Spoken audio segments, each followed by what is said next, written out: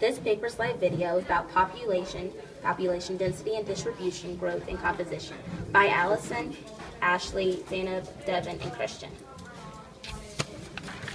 The population of a country or region is the total number of people that live in that country or region. A country's population density, growth, and composition can say a lot about the quality of life that is in that country. Population density is a measurement of number of people per given unit of land. Urban areas tend to have a higher population density, which rural areas have a lower population density. There are two categories of population density, arithmetic and sociologic. Arithmetic population density is simply the measure of a population of a country or region expressed as an average per unit area. Physiologic population density, on the other hand, is the number of people per unit or farmable land. Physiologic population density can show whether a country has enough farmable land to grow enough food to feed its own people.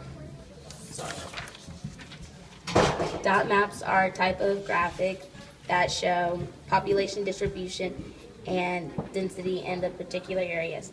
Each dot represents a certain number of people, and the placement of the dot on the map corresponds on which areas on the map in which people live.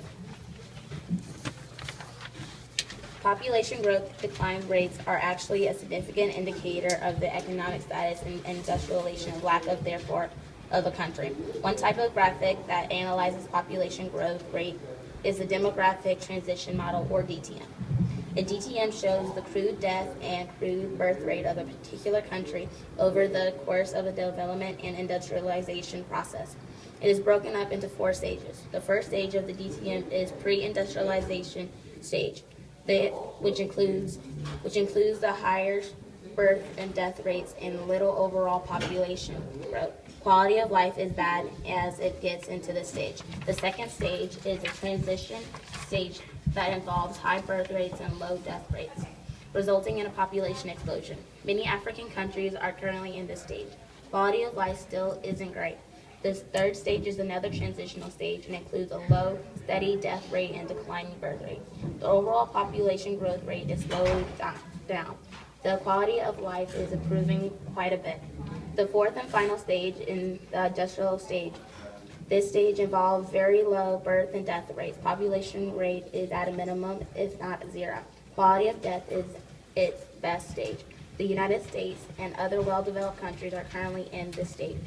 The DTM also shows the rate of natural increase, which is the difference between the number of births and the number of deaths over the course of the developed and industrialized process.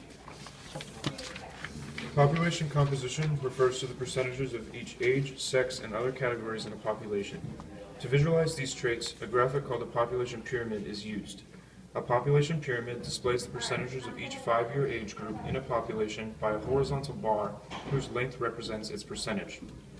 Males are usually on the left side and females are on the right. Less developed countries with higher fertility rates, lower life expectancies, and a younger population will have a population pyramid shaped like an evergreen tree because of the lower percentage of older people in the population. More developed countries will look more uniform throughout and will be more evenly distributed among all of the age groups. Using these graphics and charts, governments of different countries can easily analyze different aspects of their country's population. From there, they can put in place different types of policies to help either increase or decrease the population based on the needs of the country. The 3 main types of policies are expansive, eugenic, and restrictive. Expansive population policies are ones that encourage large families and raise the rate of natural increase. The former Soviet Union had this type of policy. Some European countries are pursuing these policies today because their current populations are rapidly aging. Eugenic population policies are ones that favor one race or culture over another. The best example of this would be Nazi Germany pursuing their dream of a perfect Aryan race. Restrictive population policies are ones that reduce the rate of natural increase. A good example of this would be China's one-child-only policy, restricting families from having more than one child. That's the end of our presentation. Thanks for watching.